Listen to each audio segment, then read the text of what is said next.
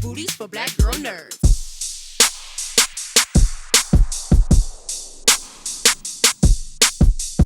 Hello, Kevin. How are you? Hi, Jamie. So, this show blends horror, action, and even country music. You've done horror, you've done action, and you're a musician. So, did you need to prepare for this role at all? Well, yeah, I mean, I did. This guy was not really exactly in the pocket of men that I've played before. Um, I was really interested in the kind of contrast between him being, such a badass and really ready to, without any superpowers, throw down against, demons. Uh, but at the same time, he's kind of he's kind of childlike in a way. He really hasn't grown up all the way. He's got a little bit of a Peter Pan complex. He's still so connected to his mother. At the same, he's living in her garage, you know, and and uh, and I just found that really interesting that he, hasn't. In a way, I don't feel like he's manned up. He didn't make it work with his wife. He kind of let that relationship go by the wayside because of some kind of stubborn and misguided idea about the kind of music that they should be making, and that she wanted to do something different. He hasn't been around that much for his son, which I think was kind of a mistake. And besides the demons that he's fighting in real life, he's got a lot of demons in his soul and a lot of blood on his own hands. I did love the mother son dynamic on this show. He reminded me a lot of my brother, who's very much a mama's boy. Uh, I hope Hub he's has a listening. very Yeah, he needs to watch the show. Hub has a very complicated past, Yeah. and also, at a chance, he has a chance for redemption. How does that impact the way he's approached relationships, especially with this estranged family that he has? Yeah, I mean, it's a good question. I think that one of the driving forces in Hub's life is this, that he's still in love with his ex. I think, she is definitely the love of his life. And, he pulls them into this thing, and it's a terrible thing, a terrible mistake to do, even when she turns to me and says, "Did you actually take our son along on a demon hunt?" And I have to admit that, yeah, it wasn't initially my idea, but it just kind of timed out that way, that he had to come with me and help me, when I was like, tracking this demon. I think that it just speaks to who he is. He's stubborn, and it is a redemption story. He's made some terrible mistakes in the past, and yet he certainly does not is not owning up to them. I mean, from the very beginning of the show, he tries to tell everybody that he has no idea, like, why he was sent to hell, and he knows very well there's a there's a really good reason that he went down, and yet to his family, to his mother, to the world, he's just not able to admit that.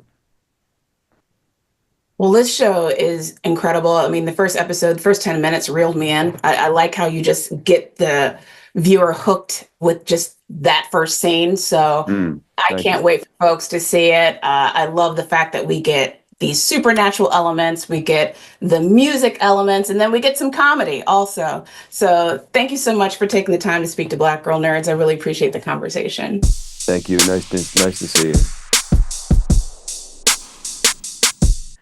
Thanks so much for taking the time to speak with me. I appreciate it. I Oh, love we your love glasses. you. I love this whole thing that's happening. You're fabulous. Thank you. I love Yeah. your outfits.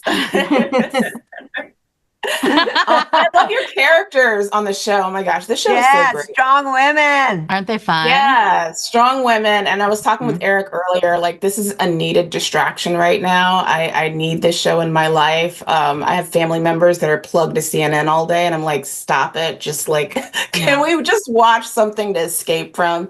So thank you for this show. A much needed Oh. escape. Oh, I'm so glad you got to tell Erik that. That's great. Yeah. Yes, yes. Jolene, I'm going to start with you. You've been in some great genre shows. What was different about stepping into The Bondsman? Oh my goodness, as we keep saying, Kevin Bacon, Kevin Bacon. demons, heart, humor. I would say playing Midge, she has a strength that I haven't been able to play before. And it's something that I'm stepping into like personally as well. And so to get to put that on camera alongside such amazing actors and to find the comedy in the horror, in the drama, in the kitchen sink of what this show is like. It was challenging, and I love a good challenge. Yeah, yeah. I do. Little girls growing up. I know. Still grown up. And Beth, and your character loves to challenge a lot of, some of the characters in this show. You've played some very memorable characters in your career. What makes Kitty stand out from the characters that you've played throughout your career? I think she's in my DNA. I was born in the foothills of the Appalachian Mountains in Fort Payne, Alabama, known for the rock group Alabama. And I didn't grow up there. We moved when I was 3, but my relatives are all Georgia, Alabama. DNA is in there. And this could be me. If I had stayed, I don't know. We moved away when I was young, but I know these women, and I kind of am Kitty Halloran.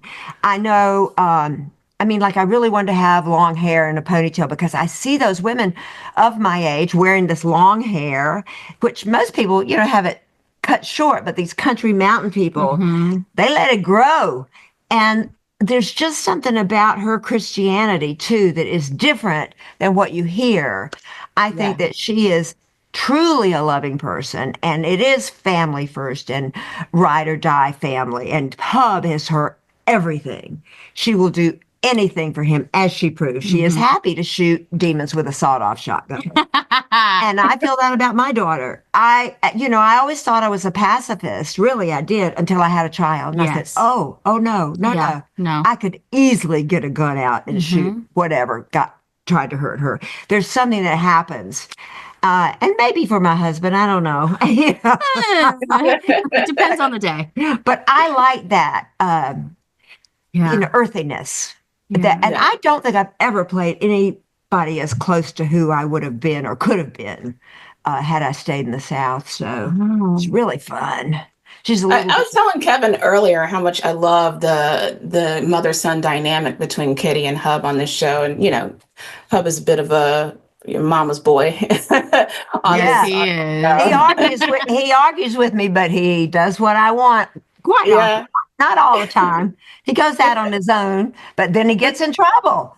He needs to do what I say. I feel like I'm like the new you coming in too, because it's the same thing. He wants to argue with me, but I'm like, no, this is the way it's going to go. So now he has 2 of us. And Jennifer Nettles is also, she gives him hell. He's in trouble with the women. He just attracts it, I guess. But he can't resist it. Yeah, he can't. Well, they are giving me the rap, but listen, I absolutely love this show. And I love how it just mixes all of these different elements together. You've got the supernatural horror, you've got the music, you've got the comedy. So very unique, very different. And I can't wait for everybody to see it. So thank you so much for taking the time to speak. Oh, God bless you. Thank you so much. I'm so glad you got the humor. Yes. It was so funny. Yeah. And I love Midge too. Midge is so funny. I love those moments with your character. Thank you. A good time. Take care. Hello, Maxwell. How are you? Good. How about yourself? I'm doing good. I can't complain. Thanks so much for taking the time to speak with me. I really appreciate it. I really enjoyed this show. It's so much fun. It's a great distraction that I need right now in my TV viewing. Yeah. This series plays with themes of redemption and second chances. How does Cade fit into that narrative? Yeah, I mean, I think Cade certainly factors into that second chances thing. I mean, the father-son relationship between Cade and Hub is really one of the biggest things that drew me to the project, among a lot of other things, like getting to work with Jennifer Nettles as a musician myself. That's huge. But yeah, the father-son relationship, and I think that relationship is a big engine for that second chance overarching theme that we have going on. It's a complex relationship with Hub throughout the series that isn't just one moment of forgiveness and then they're back on track. There's brief moments of hope and then it's gone and then it's back and then it's gone. And I don't think you ever feel settled in that relationship between Cade and Hub. And it's something that, as an actor, I really hope I get the chance to explore further on down the road because we don't resolve it. And I think it really mimics real life relationships, especially relationships as complex as that one, because they're never firm or set in stone. So I really do like that about our show and how it's never one moment and that resolves a plot line or a theme or a storyline. Everything feels like it's continuously evolving and it's cyclical and it's constantly being translated. And one thing that's really unique about this show is the music. And I love how that's like a supporting character, if you will, in this series. So, how did that play a role in your performance? How did that inform your performance, you as a musician, and also Yep. Kevin as a musician, and both of you guys together playing these roles as musicians on the show? Yeah, I mean, I've always firmly believed that music is a way to bring people together, and I've experienced that. Not just my bandmates in LA, and we're thick as thieves now, and we only met 2 years ago, but um, on set, I always have a guitar and a mandolin, and I play in between setups and in between scenes and on my lunch break. And that's been going ever since I started acting at 8 years old because I've been playing music since I was 3. So music has always been my way of bridging connections with people. It transcends borders, it transcends language, but I'd never been able to really do a show that requires so much music as a main plot line. Especially for my character who wants to be a musician, like his dad, but wants to be a musician. And I think we have a scene, I don't know how much I want to give away, but we have a few scenes where we play music all together. But we have one crucial scene later on in the series that's extremely emotional and also extremely music heavy. And stepping into a booth with Jennifer Nettles is a little nerve-wracking for anybody. But Kevin and Jen and Beth, the music really helped bond us and bring us together. I was really nervous about infusing the importance of the emotion with trying to put my fingers in the right place and playing the right chords and singing the right lyrics and matching up to the recording. But it all really flows together once that music starts playing and the emotion becomes the music, and it just feels a little more effortless because everyone's so connected on that beat together. That rhythm really does tie the scene together. You always hear about a rhythm to a scene. It's a little more intense when you add actual rhythm to the scene.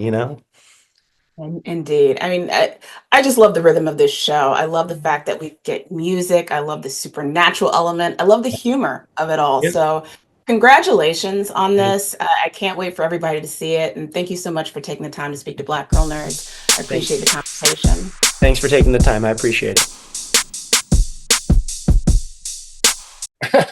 I love your glasses, by the way. I love the frame. Oh, thank you. Picked by my gal. I cannot take credit for it. She said, "I was saying, I don't know if I can pull off blue," and she's like, "You're wearing it." And so, Get it. the best part of it was when Kev and I were interviewed by Cookie Monster at South by. Cookie told me my glasses were very cookie, And that was like a life-altering moment in my entire career when Cookie said, "Your casting is very Cookie." I'm like, okay, I'm in. We missed each other. I was at South by, so. Oh, really? Oh, okay. Yeah. Well, Erik, thanks so much for taking the time to speak with me. I really appreciate it. I really enjoyed this show. So cool, so unique, has a really cool vibe. Very, very South by kind of vibe. Yes. What was the inspiration for The Bondsman, and how did this idea take shape? Well, the seeds of it were in an original script by another writer named Granger David, and Kevin and Blumhouse brought it to me at Amazon, and everybody said, "Hey, can you turn this into a show?" And we dove in. I think we were all eager to tell a story that treated like a Appalachian hero with love and respect. And I grew up shoveling horse manure in Virginia, so I like shows that don't look down their nose at people like me. So that was part of it. And also, I think, the world's kind of crazy right now, and making a show that would be a fun watch. I mean, for me, The Bondsman is, it's like this original laugh out loud, hilarious, laugh out loud, scream out loud, escapist mashup. And that was the fun. I mean, you've got horror, you've got heart, you got Kevin Bacon slaying demons to get a second chance with his family and that love, and with country music. And I was like, what more do you want from a show right now? Like, Exactly. We need it. I'm in Virginia, by the way. I'm in the southern section. I'm in Virginia Beach. Okay. So, okay. Yeah. I grew up southern Fairfax County near Manassas. So Okay. yeah. Not, back when it wasn't a many of us. subdevelopment, I Very miss cool. Virginia. The series has a very distinct visual and tonal style. Can you talk about the creative choices behind that?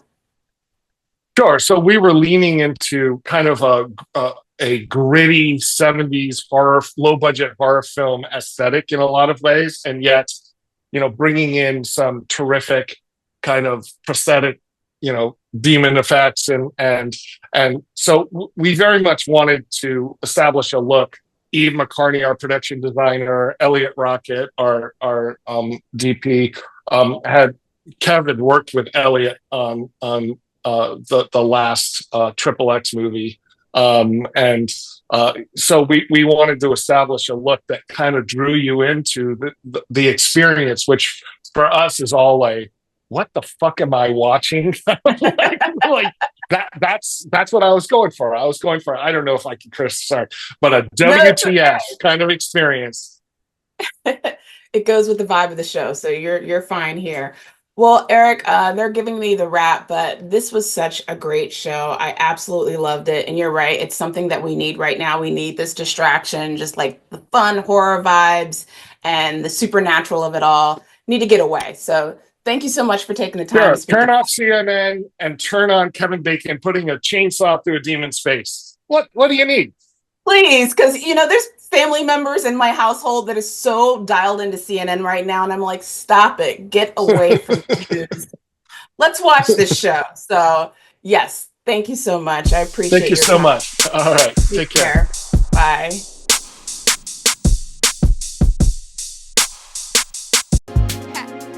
Better shake your booties for black girl nerves. Better shake your booties for black girl nerves.